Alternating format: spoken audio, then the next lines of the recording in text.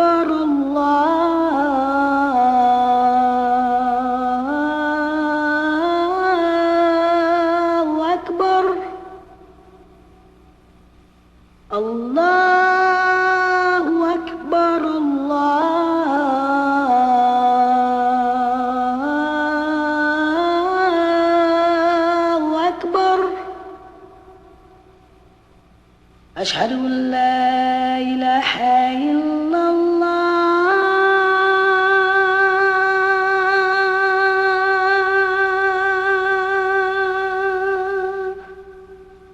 أشهد أن لا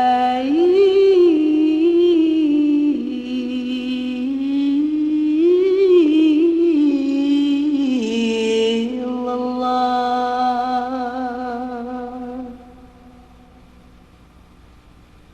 أشهد أن محمد رسول الله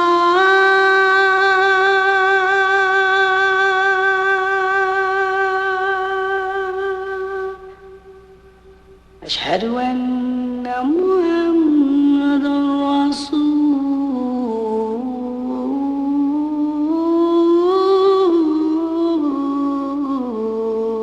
الله حي على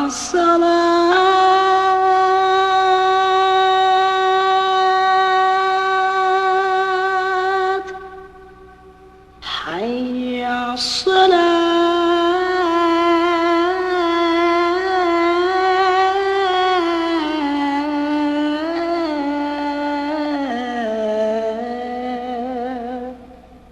حي على الفلاح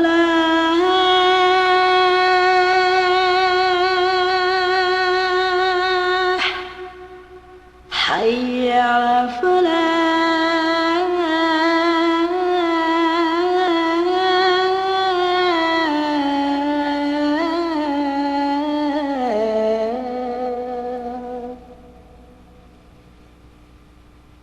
الله أكبر الله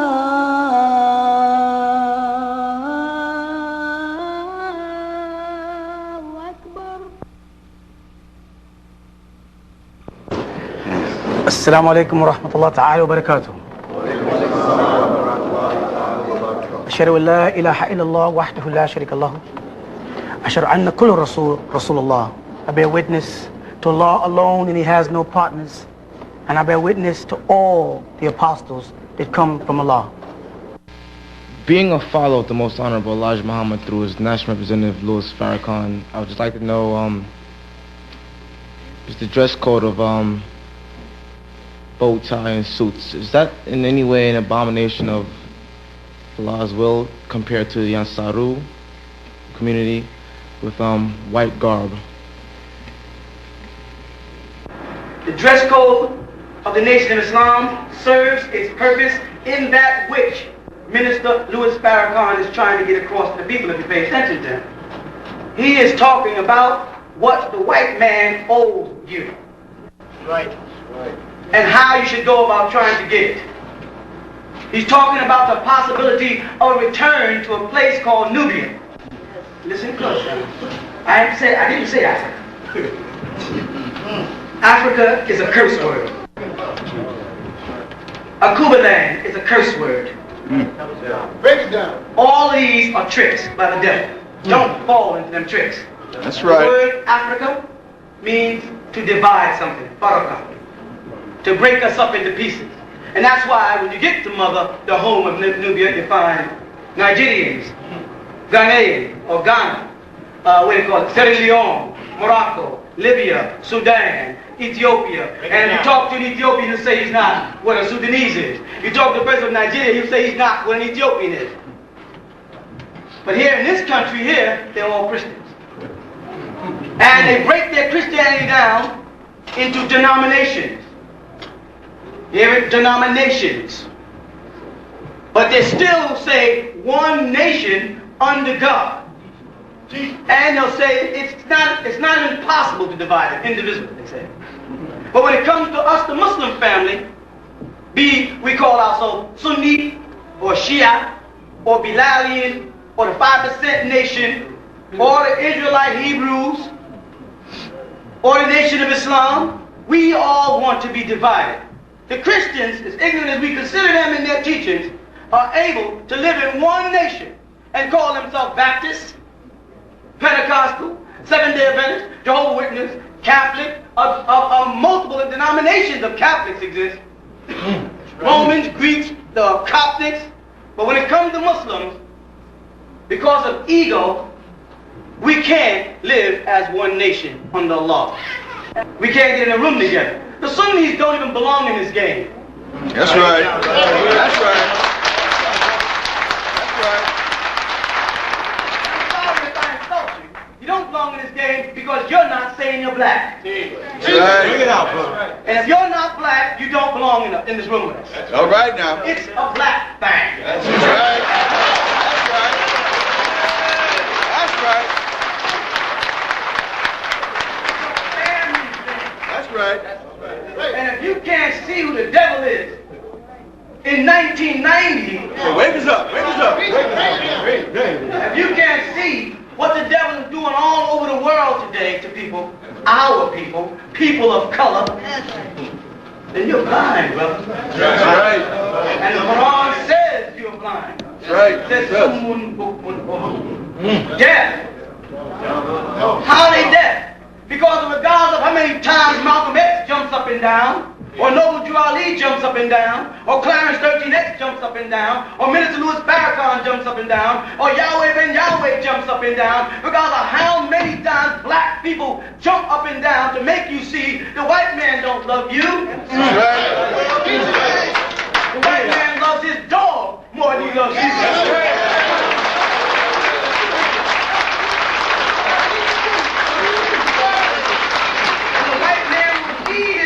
Before he feeds you. You don't see no welfare for dogs, do you? The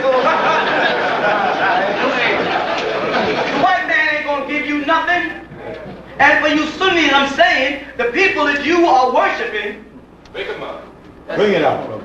are worshiping the white man. Come on. That's right. Come on with it. You flying over to Saudi Arabia to run around the Kaaba and kiss a black stone and worship it, and shake hands with a bunch of pale Arabs. Right. And they call Minister Louis Farrakhan over there. Go ahead, teach. You beg to go. And they invite him over. That's right. They're all the Sunni Muslims in America, smiling and shining. There's no racism in Islam. Muhammad sallallahu alayhi wa sallam is the messenger of Allah for the Europeans, for the Americans. And out of all the brothers in the United States, the Saudi Arabians invite Minister Louis Farrakhan, knowing he's teaching from the teachings of the Honorable Elijah Muhammad, knowing that he taught that the white man is the devil and Mr. Worthy Muhammad. You cannot reform the devil.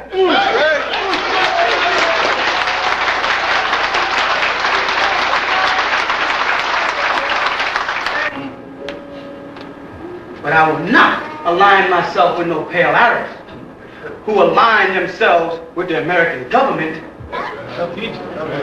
building weapons. That's right. When people in Ethiopia are starving to death, and Sudan is starving to death, Muslim countries are starving to death. But which Muslim countries, brothers and sisters? The white ones or the black ones? We don't have no poverty in Turkey. That's right. Or Iraq. If they didn't shoot up Lebanon, it would be the most modern city in Islam world. I didn't say Islamic, I said Islam. They had to turn it into a parking lot. Meanwhile, brothers in Sudan starving to death. In Ethiopia, in Somalia, Muslim countries, but black Muslim countries. The so-called devil, the Jew, Yahu's grafted devil, he will go to Israel and support Israel. I'm talking about the United States of America, will spend billions of dollars strengthening the military of Israel. But Saudi Arabia spends billions of dollars in America, buying weapons that they'll never use against nobody but us. But they won't use it against the white man. That's right. Because they love the white man. Why do they love the white man? We give him nothing. Nothing gives him nothing. Never gave him a reason to. He didn't even know they existed until they had some oil. So it's a black thing. And it's a day and time we're in when the family of Adam have got to come together. I don't care whether you speak Spanish, Cuban, Latin, Japanese, Malaysian, Indonesian, Arabic, Hebrew. I don't care what you speak. You are a child of the sun. When I say a child of the sun, I mean you're the only race of people who can live under the sun. That's right. That's right.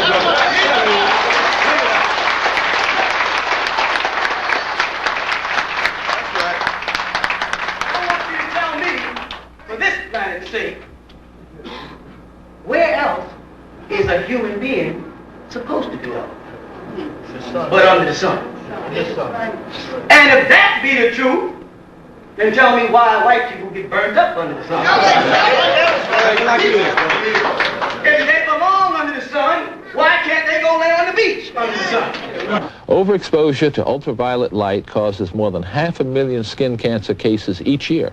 The number is expected to double by the year 2000. That's right. And you believe they came from other galaxies, or they're extraterrestrials, then why they can't get up there? Why they keep blowing up every time they try to get up? Right. Now, there's 3 domains we know about.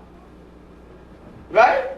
We know about the domain we're in, then we know about the domain of Allah, and then we know about the domain of sin. If the domain of Allah is up, because we say similarity, we keep using up. And a dunya is here, the world. And the white man taught us that hell was below, Hades. If he didn't come up, and he can't live here, where is he from? Hell. Then what is he? Devil. What's the job of a devil? To do devilishment. That's right. Very simple job, right? Devils do devilishment. Is crack devilishment? That's right. Yes, it Is marijuana devilishment? is. Yes, it is. How about alcohol? Yes, it is. How about prostitution? Yes, it is. How about war? How about AIDS? How about syphilis? How about gonorrhea? How about herpes? Are these all part of devilishment? Did we have these in Mother Africa? You hear anything about ancient Egypt? No. When back in Egypt we had diseases? No. So the first thing he had to do is to divide us up and call us Africans. That's what he did. Put us in all kind of loud songs. So you go to Nigeria, they got on plaids and speckles and banners and ribbons and so and so. And they say this is our national dress. Tell it like it is. You go to Europe, they all wear suit and tie. Germans wear suit and ties. Italians wear suit and ties. French wear suit and ties. Americans wear suit and ties. They got to tell you where they're from for you to know it. Right? So you can't even aim a rock and throw it at them without asking them who they are first. But when it comes to us, we refuse to garb ourselves in the garb of righteousness. Think about it. Think about it. We're in a country that we built. We're not respected for building it by our own people. The white man obviously knows that you built the country and that you have the ability to build without him. That's why he won't give you jobs. Because if he ever lets you get your hand on the tools, you'll build another pyramid here and create a ninth wonder of the world. He knows that.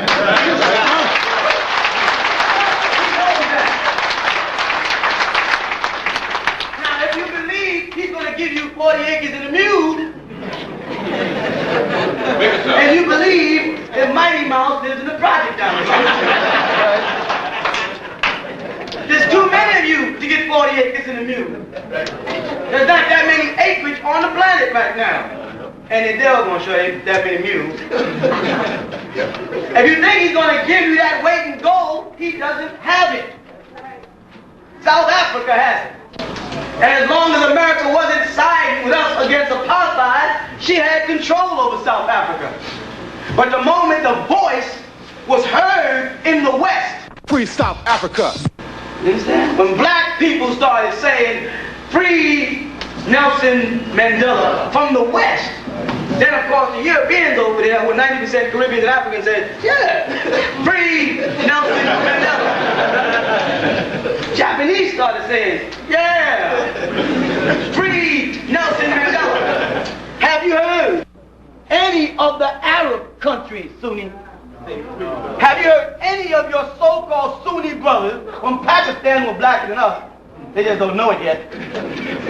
Have you heard any Saudi Arabians stand up, any king or prince or imam or sheikh from any Islamic country and say, let the people in South Africa go? No, sir. Why not? If they don't care about them, what makes you think they care about you? Right.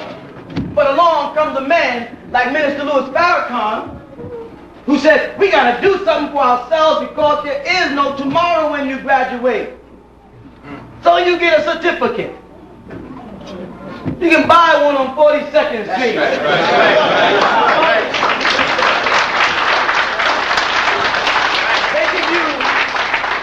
They give you a BA degree. You're taught by professors who profess to know things. They put you in a college. Take it down.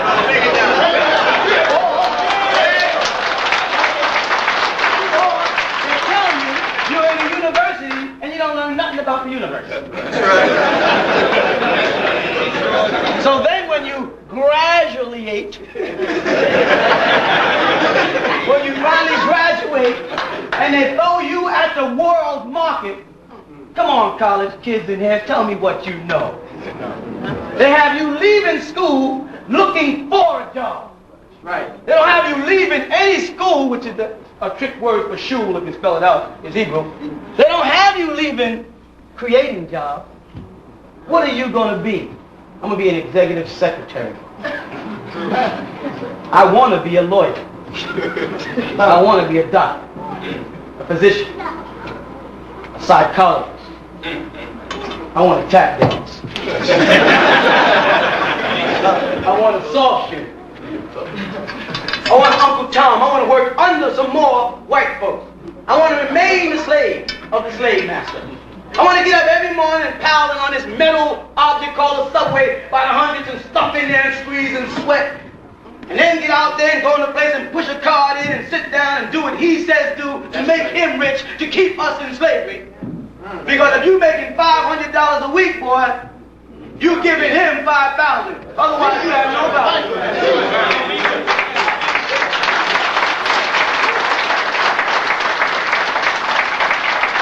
You know how they work. They started off, like Honorable Elijah Muhammad said, by making us hate ourselves.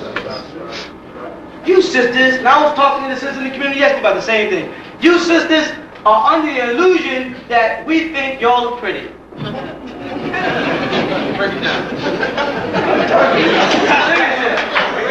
No, wait, let me tell you what happened now. is, we would have, had we not been brainwashed. See, we have learned to live in a system of multiple choices. Look down at your shoes right now. Check them out. Sneakers or shoes, just check them out. Trust me, I'm not going to do nothing. You trust the white man to work for him 7 days and hope he pays you on the 8th. You give him the whole week without questioning him. Don't trust me. If you look at those shoes you have on, you brought those shoes, right? Or someone brought them for you.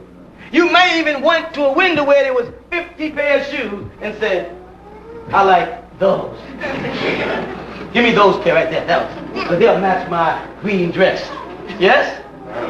Did you decide on the shoes you wanted, or was it multiple choice? Multiple choice. Tell me something, some decision you have made since you've been in slavery. Please tell me one. You got a book. I guess I'm on television. You know what I'm watching tonight? One of these things on one of these channels. What am I going to eat? Ain't y'all tired of chicken and lamb and rice and spaghetti and... All right? What are you going to eat tonight? One of the things you ate within the last year. Only scrambled around. Multiple choice. I'm reaching a point. The only decision you ever made on your own was when you decided to become a Muslim.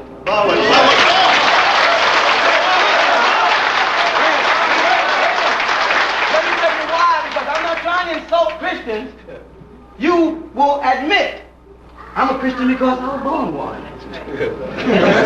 My mother and my father was a Christian. So I'm a Christian. My mother was a Baptist, I'm a Baptist. That's how it goes. That's how it goes? So your father become a lush, so you become a lush. Your mother's abused by your father, so you should automatically marry a husband who's going to abuse you. Your mother lives in a project, so your greatest hope should be the project. So you start your multiple choices again now in your way of life. Well, this I want from my mother, this I don't. This I want from my dad, this I don't.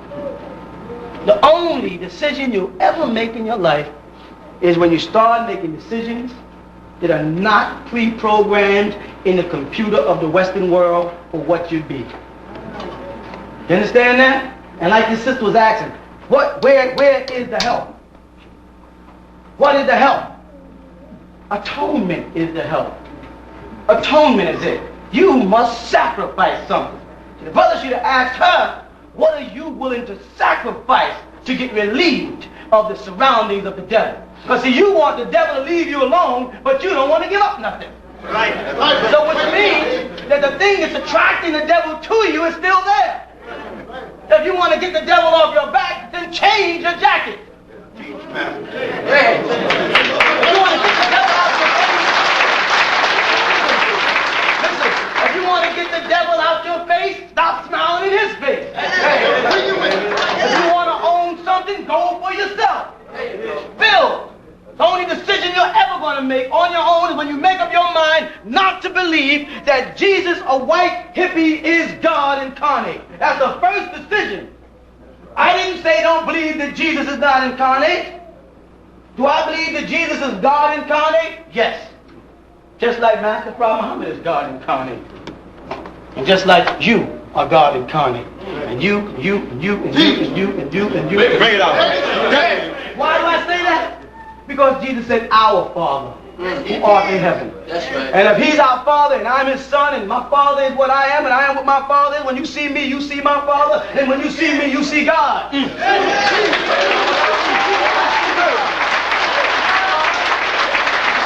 correct it one more time. Let me correct it one more time. I didn't say Allah. Right. I don't want you small-minded Sunni Muslims to twist this around. Y'all have a way of taking me and Minister Louis Farrakhan's words and twist them around. That's right. See, Minister Louis Farrakhan is the best speaker we got today. That's right. You understand? We both serve a purpose. We came in a pair. Because every time somebody came as a single, you didn't listen. We came as a pair this time. You follow that? Following Elijah. I'm the writer, and he's the speaker. I heard Minister Louis Farrakhan say, there's nobody out here that can speak like me. And I watched his tape, and I said, he's right. He's a better speaker than I am by far. By far. But then I said, but there's nobody out here who writes like I do.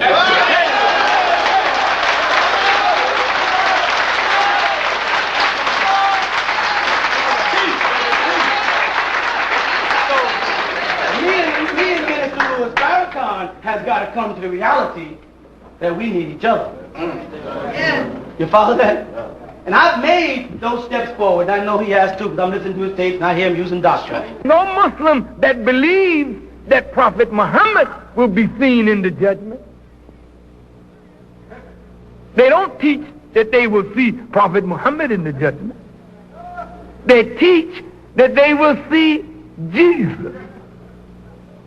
And the sign of the judgment and the resurrection will be the return of Imam Isa, Jesus, along with the Mahdi. It made me blush. Because I've said too many times, okay, I recognize that you believe that Master Prophet Muhammad is Allah in the personage. That Allah came in the personage. That he breathed of his spirit into you and you became a living soul. Because you did say he came, because if he came, he was somewhere. See, Allah, as we know him, is always here. But if he's here, he can't be there. But he can be here and there. And he can't be over there and not here, and he can't be over here and not there at any one time. But he can be here. Because when I see you, like Jesus said, I see God. If you do the words of God. I'm using God so I don't insult nobody, you understand? Black people get insulted so easily. You talk about their white God, they ready to hit you. But let the white man down Honorable Elijah Muhammad or Sheikh Dawood or Noble Drew Ali or Clarence 13X or Malcolm X, and they love that. Let the white man say Elijah Muhammad had a bunch of secretaries he had sex with. Oh, and President Kennedy had wings, huh? President Kennedy and his brother and his other brother was all hooked up with the same woman, Marilyn Monroe. They just passed it down. All y'all know about us is Cleopatra and Nefertiti. How many husbands has Elizabeth Taylor had? But you talk about the Honorable Elijah Muhammad having more than one wife. You didn't know it, you just assumed it. That's right. All conjecture, all hearsay. You got it from an angry son. Sons get angry at their fathers all the time. Get mad, want to know I hate him. How many times when you was a kid you said I'm gonna grow up, I'm gonna beat him up? Wait till I get big enough, I'm gonna knock him out. Allow my mother in the kitchen.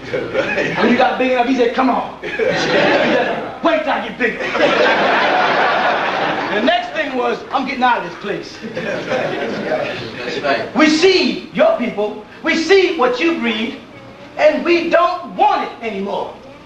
We don't want to put what you're putting on television into our children anymore. So either give us some land of our own, or let us go home. That's what Minister Farrakhan is talking about right now. And I can't say nothing about that. It's wrong. Give us some land of our own, or let us go home. And do for us when we go home the same thing you do for Israel. Support us. Build our defense. Do the exact same. Don't just throw us out in no desert and leave us there and make a joke out of it. We ain't that stupid. Don't you realize the reason why black people love you so much is because they're smart enough not to leave you until they can stand on their own? They look like Tom. The brothers and sisters you don't like out there, you say, that nigga's a Tom. Look at him, he's towering up on the white people. He's just a little smarter than you. You just don't see it that way. I'm standing real close to Whitey, because Whitey got it all. You know what I'm saying? Whitey's eating steak, and y'all are eating at McDonald's and White Castle. Yes, Whitey produces the clothes, we buy it. Whitey produces the music, we listen to it. He produces television programs, we watch it. He subliminally brainwashes us to be what he wants us to be. So, when I see a black woman, I don't see beauty. I gotta see a white woman to see beauty. You know how you know? A good brother, he means well, Eddie Murphy. He does a whole lecture, because that's what comedy is, a lecture. And he prefers, in his lecture in Princeton, Oprah, he puts second, and he puts Brooke Shields first. He said, well, it was between Oprah and Brooke Shields. I'm sorry, Oprah. He thought he said something slick. Because he didn't put Oprah against Raphael. You know who that is, right? Another show host, Salad. The one with all the fake face, looked like Michael Jackson's face. He didn't put them together. He took one of the white women, the white man's best-looking white woman, and compared her to Oprah. She's all right. I mean, she ain't no Iman, but in the family of looks, she gets about a 4. But when he compared the two, notice that he compared what they consider a glamorous white woman to a regular sister. Now, if you would have said, well, between Iman and Brooke Shields, Iman. But anyway it goes, they have brainwashed you and me, and you know it's true, brothers. We don't know what beauty is no more. Don't tell me beauty's in the eye of the beholder. He said that too. You don't know what beauty is, because we don't see black women as pretty no more. That's why they gotta, like the brother said earlier, they gotta perm their hair and pluck their eyebrows and redraw them in and slant their face and sharpen their nose and paint their lips, try to make them thinner. You have forced the woman to do that, then you stand back and talk about it. You forced her to do it because when she walks by, you don't look. When she walks by, you don't open the door. You're not courteous, you're not kind, you're not respecting the black woman. But an old white woman walk by, niggas be jumping out the way. Not only in the South, right here. I lived here, South and the Caribbean. I seen you Tom all over the world. For white women, smiling in their face. We gotta re-educate that little boy there to what beauty is. You understand? If you don't know, look in the mirror. If you need a tape measure for your nose, carry one. But when you start looking in the mirror, man, and you look at your lips and your nose, and you start seeing these big lips and these big nose, and then look at a woman with a skinny nose and thin lips and say, that's pretty, what did you say about yourself? Right. Like the comedian said, this, 3 out of every 3 people, right?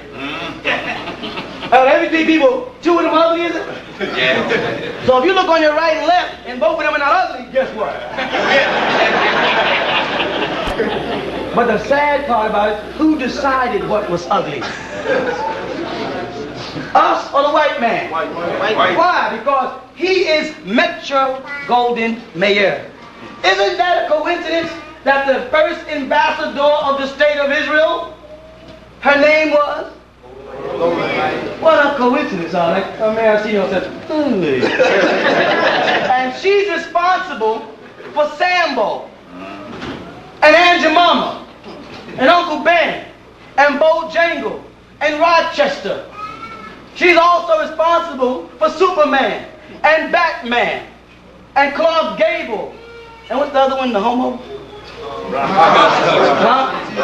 Rocky. What was the name? Rock Hudson? Let's call him Marshmallow Hudson. I was getting rocky about him. But they established what was pretty.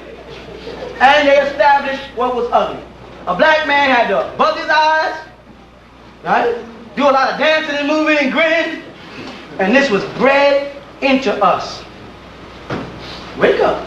Now we're at a point in time where there is no tomorrow. This is what the minister's trying to say. Now, if you Sunni Muslims are too stupid to see that, there's something seriously wrong with y'all. Forget the difference in our doctrine and see what the man is trying to say, and if it makes sense. Because you were so busy badgering the Honorable Elijah Muhammad about Master Farad Muhammad, about who the devil is, that you wasn't listening to what he was saying, and you sure didn't see what he did. Because you was here before the man. Before Elijah came, you were here. And you couldn't turn the hearts of the fathers towards their sons. That's right. That's right, Papa. Sunni Muslims were already in America before he came. That's right. And before Master Farad Muhammad came to him. They were already here. Please show me one of your mosques that you built. Not no white Arab came over here and built for you. Show me one mosque that Orthodox Sunni Islam, dark-skinned people you have built. None. Show me a Salam restaurant. None. Not at all. Show me a newspaper. Not at all. A series of books. None at a all. button. None. Show me something to let us know that you're here. That's right. Because what they did is they concentrated on you not being here. That's right. That's the pact the Arabs got with America. Don't turn our niggas into Muslims. they want you to become Muslim?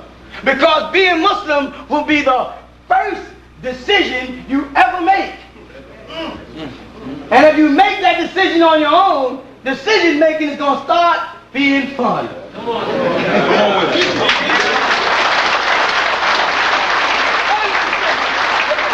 The first decision you're going to make is when you're going to say, Ashhadu an la ilaha illallah wahdahu la sharika lahu. That's going to be the first one. Then you're going to go through the prophets. You know why? Because you already read the Bible. Arabs don't read the Bible. It's tampered with as far as they're concerned. They've got their own Quran, their own everything now. But you've read the Bible. So when they say prophet, you think, oh, Jesus, of course. Tell me about Jesus. They can't. You don't believe me? Next week, don't come here. Go visit Sunni Muslim mosques and ask them questions about Jesus. Say, excuse me, was Jesus crucified, yes or no? They'll say, no. The Quran says that Jesus was not crucified, nor did he hang on the cross. He was not killed, no, but it's only made to look that way. Well, okay, gotcha. Now explain the story to me. I got that, and I got the Bible here. Now you're going to have to tell me that this whole Bible is tampered with to justify this one verse. You can't see the trick? The whole book got to be tampered with for this one verse. Except for when you want to prove that the comforter is Muhammad. Then all of a sudden, there's verses in the Bible that are not tampered with. That's right. Except for when you want to prove that there's certain verses in there that prove that Abraham and Ishmael, as Dr. Jamal Badri said. When one reads the book of Genesis, when it says that God ordained Abraham to take his only son, Isaac. Isaac was never the only son. The one who was the only... All of a sudden, the Bible ain't tampered with. I don't know. I heard that before. Somewhere, the Quran says that there are people who like to pick and choose from our revelation what suits them. When you say, well, walk with me through the scriptures. Walk, 1, 2, let's go. They cannot do it. Talk to them. Ask them, is Muhammad white or black? You know what they'll say to you? No, they'll say that's not important. That's not important whether he's white or black. Say, well, if it was not written in any hadith that he was white, then it wouldn't be important. Do you understand what I'm saying? If you didn't affix rights to the Quran and explain them and say Muhammad was white, then it wouldn't be important. Because everybody would know he's black, because you can't produce nothing from white. So the original man had to be black, that's a fact. But because you Sunnis got hadith saying Muhammad is white, literally, Bukhari, Tilmid, you got these books that you wrote with your own, written with your own hand. Ooh, that sounds familiar. Oh yeah, there's a place in the Quran that says there are men that write books with their own hands for a price. Right. So you ask them, did the Prophet Muhammad write the Quran? Some scholars say yes, some scholars say no, some scholars say we don't know. But they'll say, yeah, Jesus never wrote a book with his own hands. They're right. That's right. And the Quran confirms that Jesus never wrote a book with his own hands, but the Quran says what? What we gave to Jesus. Who gave it to Jesus? John gave it to Jesus. Because it says in the book of Revelation, this is the revelation which what? Allah gave unto Jesus to show unto his servants things which must shortly come to pass. And he sent it and he signified it by his servant John. That's what it says, brother. So don't say, did Jesus write a scripture with his own hands? Because the Quran also confirms that Jesus was the word of Allah. Right. Calls him Kalim, the word. But you took and called Moses the word. The Quran says Jesus is the word. But you ask the Muslim, what is Moses' secret name? They say, Kalimullah. Show me that in the Quran, say. See, this is the Ansaaru creed. If I don't leave anything here, I want to leave with you the word, show me that. Right. That's what makes an Ansaaru, you know. That's what makes us different than every other group of Muslims out here. We're like, show me, man. Got the Bible in my hand. Get the Bible in my hand. Christians say, well, Jesus said, show me. I want to see where it says Jesus is so-and-so. Well, it's in there somewhere. Oh, the other thing's in here somewhere. We're not talking about anything. Show me what you're talking about. If you didn't have enough faith to study the exact verse and a chapter, why should I even bother listening to you? Oh, wait, that sounds familiar. There's a place in the Quran that says there's people that are like mules that carry books on their back. Why they use a mule? Because you can't get any double stuff. So when you go to a Sunni Muslim and you say, well, I visited the Ansaaru, Astaghfirullah. Those brothers are not Muslims. That man says that he is Allah. See? That's called altering words. Some of those who are Jews altered words from their places. I said, all of you are Allah. You are the original man, the Asiatic black man, the maker, the owner, creator of planet Earth, the father of civilization, and God of the universe. When you were spirit, you were supreme. When you were seed, you were supreme. And now you are supreme. They call the Prophet Muhammad in the Quran, Khuluqul Azim. They say created supreme in the Surah of the Pen. But they will take and say created great. Then say, what's the name Al-Aziz mean? Mighty. Then what's the name Al-Mutakabir? Big. They keep jumping from great. Then why do you say Allahu Akbar means Allah is the greatest? Show me the Ansaaru creed. Because we live by the word of Allah. Man does not live by bread alone, but by every word that proceeded out of the mouth of the Lord. That's what it says. So when someone starts rattling on with their mouth, say, show me it in the words of the Lord. Wait, say, well, I got this hadith that says, oh, don't let me get away. Oh, so the hadith is from Allah? Well, no, the hadith is a collection of men. No. Did this Tanazzalu Malaikati, did it come down that night, Laylatul Qadri? No. Then I don't want to hear it. Right. I'm not in a day and time to listen to it. I'm sorry, y'all Arabs just got rich. We're still poor. We don't have the time to be messing around. The whole world is succeeding except us, and we were the first ones here. So we must have been robbed. Somebody must have taken it. Because we don't have anything. What do we sell? No. What don't we buy? Anything he brings in, we buy. But we sell nothing. Where is our tomorrow? The only tomorrow we have is if we make it. Mahdi, an exclusive formula enriched with nature's secret substance to enhance and beautify your whole appearance. Mahdi shampoo, conditioner, lotion, and soap contain the exotic scent of the ancient musk deer that dwells freely in the mountainous regions of the Himalayas. Our exclusive scent of musk has been traditionally called misk. It is commonly known amongst the lineage of the prophets that the scents of rose, myrrh, frankincense, and musk stimulate good moods, good character, and generates a pleasant environment. Mahdi luxurious misk scent keeps the body at the peak of performance. Rest assured that Mahdi ingredients pamper the body to give it that smoother, natural look that only your body deserves. You owe it to yourself to look good with Mahdi products. So be good to your body, and your body will look good to you. Available in your neighborhood at your nearest tents of Kedar. Don't let the man trick you. See, we started red, black, and green way back in Marcus Garvey's time. Right?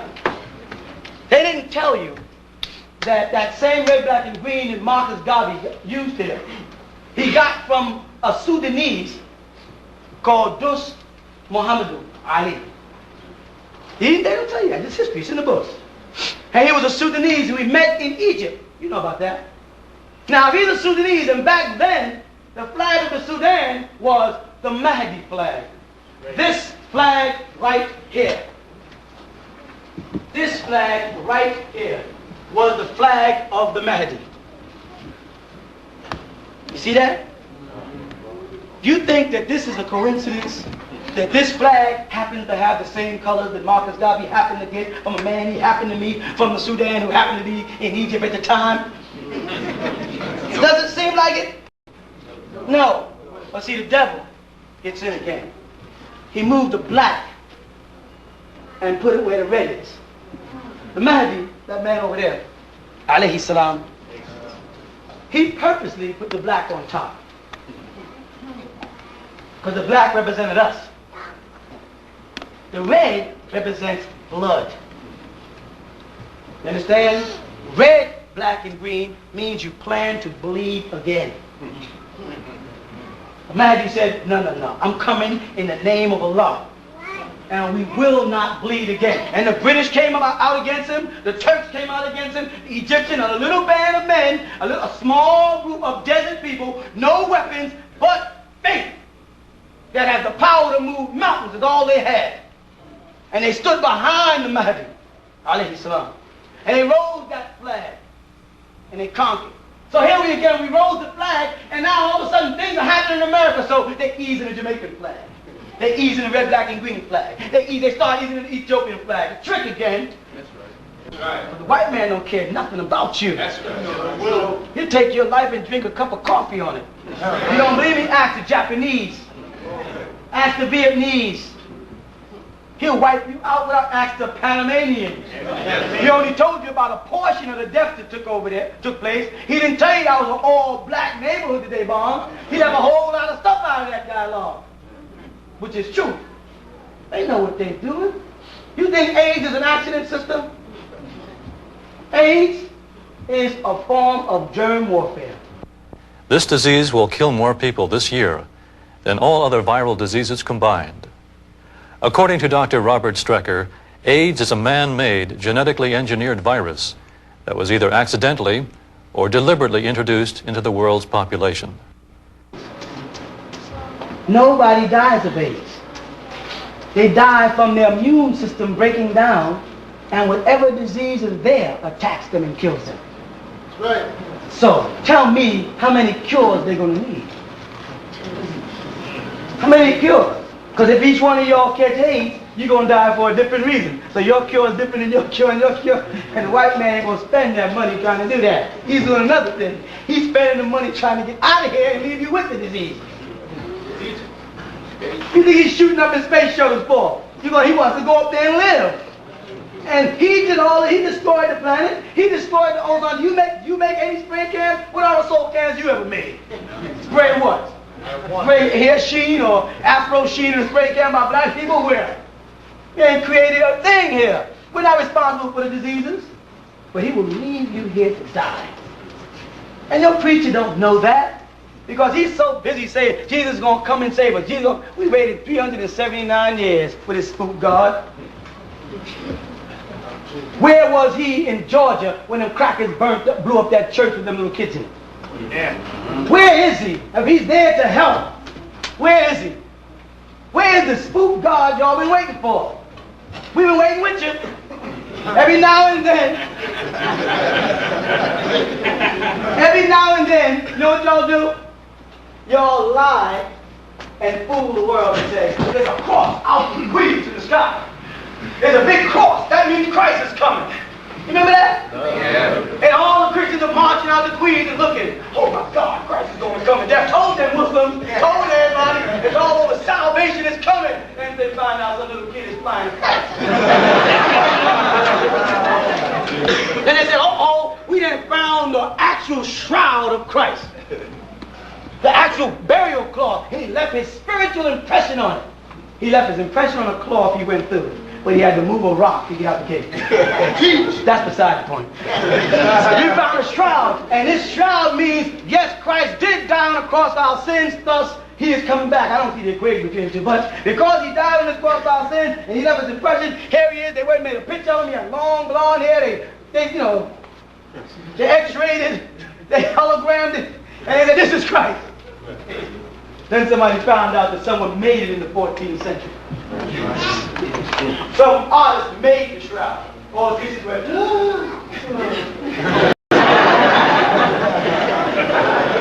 How many more? There was a statue in Rio de Janeiro, of all places. You've been there. They cried. All the Christians ran over there, paid their tickets and flew over there to see Mary cry. If Mary's coming back for salvation, I never hear anything about Mary coming back, by the way. Okay, I'm sorry. If Mary's coming back for your salvation, Mary now, will you please tell me if salvation is a joyful thing and the book of Revelation says there'll be no more crying, why is the statue crying? Shouldn't they have a statue of Mary laughing? Celebrating the return of Christ because it's all over? Then they find out it was condensation. A crack in the statue had allowed it to seep down out of a little hole and out came a tear. Christians went, oh.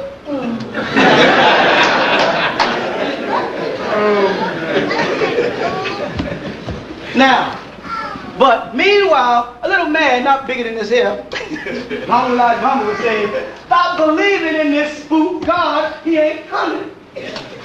You've been waiting for him for too long. He ain't been giving you no signs. And why is he letting people deceive you like that? Why would God let people trick you into thinking he's coming to build your hopes up? You're going to run all over the world and go, let's do it together.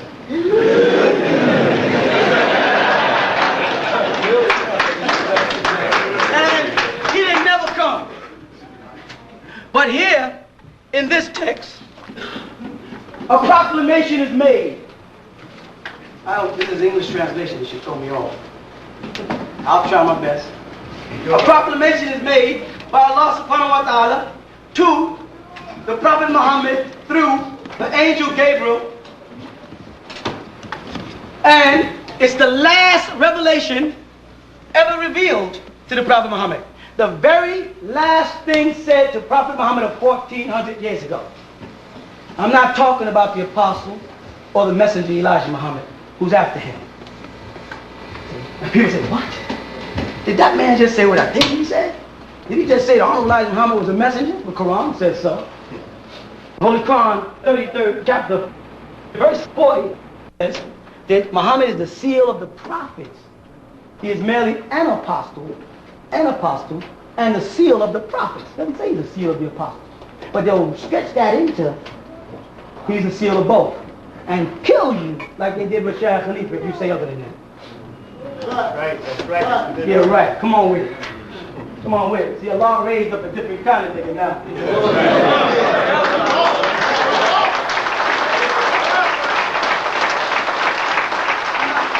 I'm not with Shah Khalifa. I heard the messenger said once, meaning the Honorable Elijah Muhammad, don't get scared. Mr. Louis Farrakhan said the white man had a gun to the Honorable Elijah Muhammad said, head once and said, nigga, I should blow your brains out. Right. He told him, you can't do it. Only if Allah wills it, will it happen. White man put his gun in his pocket. That's faith, right? You got that kind of faith? You think you can stand that? Jesus didn't have it. Because when Jesus got ready to get crucified, he said, oh, my Father, if it be possible, let this cup pass by me. Isn't that what he said?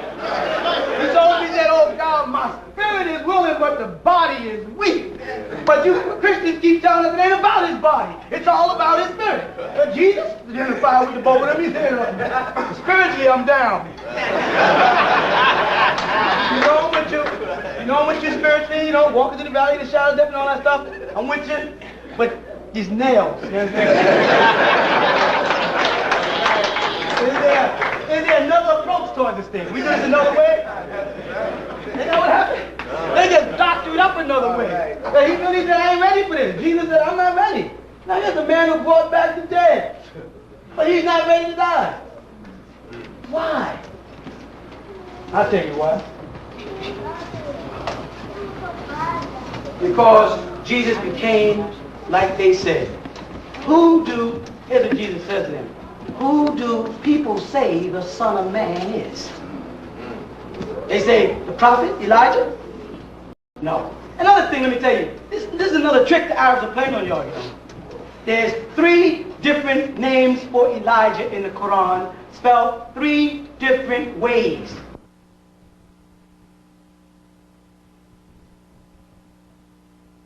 They spell it 2 different ways in the same chapter. And then they say, well, that's one is Elijah and the one is Elias. Then who's the third? Who's that third? Could that have been the Honorable Elijah Muhammad? Could it have been? Let's think about it. The Arabic, you can't dispute because it's there 3 different ways. Name another prophet in the Quran whose name is spelled 3 different ways. And why? And then name another prophet who's predicted to come as clear and as precise as it says about Elijah in the books of Malachi. And even in the books way back in the Bible, he said, if you see me, you're going to get a double portion of it. That's what he said. And what did that Elijah back there do? He did the things that Christ did. He raised the dead. Were you not mentally dead? Yes. Did you know who you were before the Honorable Elijah Muhammad taught? No. Like I said, Sunnis had already been here and taught nothing we could see or understand. And Clarence 13X got his teaching from the Honorable Elijah Muhammad. Yes or no? Yes. Malcolm X was a serious speaker until he went on the law. Serious speaker, where did he get his source from?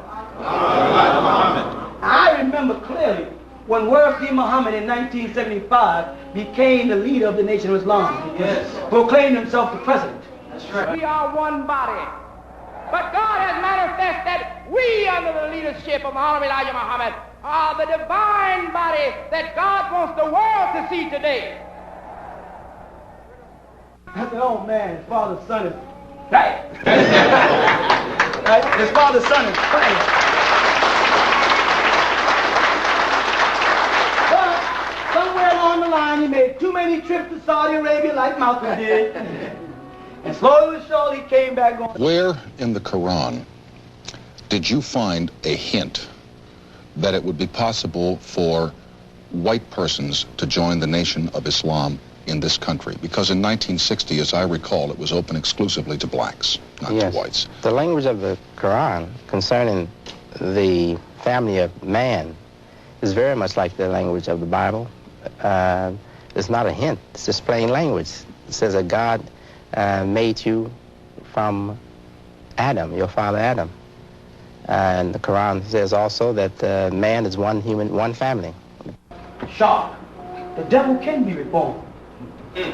Let him in the mouth. Wait a minute. What does the lesson say? Can the devil be reformed?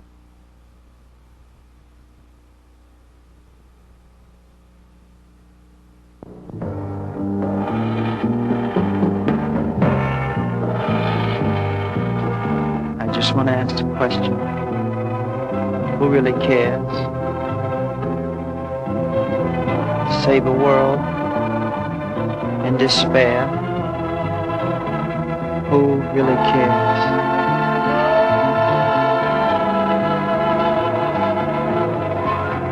There'll come a time when the world won't be singing. When the world won't be singing. Flowers won't grow. Flowers won't grow. No. Bells won't be ringing. No bells won't be ringing. Who really cares? Who really cares? Who's willing to try? Who is willing to try to save a world? To save a world that's destined to die. That is destined to die. When I look at the world, when I look at the world, what fills me with sorrow? It fills me with sorrow. Little children today. Children today. Really gonna suffer tomorrow. Really suffer tomorrow. Oh, what a shame. What a shame. Such a bad way to live. Such a bad way to live. Oh, who is to blame? Who is to blame? We can't stop living. When we can't stop living, oh, oh. Live. Live. Live for life.